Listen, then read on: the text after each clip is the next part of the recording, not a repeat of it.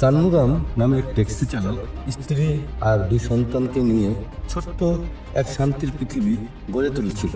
সকালে কাজ, রাতে হাসি, জীবন যেন চলছিল এক সুরের মতো। কিন্তু একদিন তার সাথে এমন কিছু ঘটে যা তার পুরো জীবন বদলে দেয়। তার জীবনে নেমে আসে এক ঘন অন্ধকার। সে ফেসে যায় এমন এক ফাঁদে যার পিছনে রয়েছে অদৃশ্য শক্তি, যারা আইনের নামে খেলছে মৃত্যুর খেলা।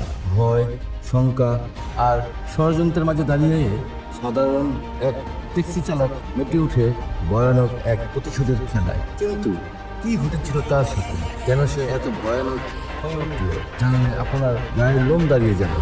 কারণ এমন কিছু ঘটবে যা আপনি কল্পনাও করতে পারবেন না। Hello friends, welcome my YouTube চ্যানেলে।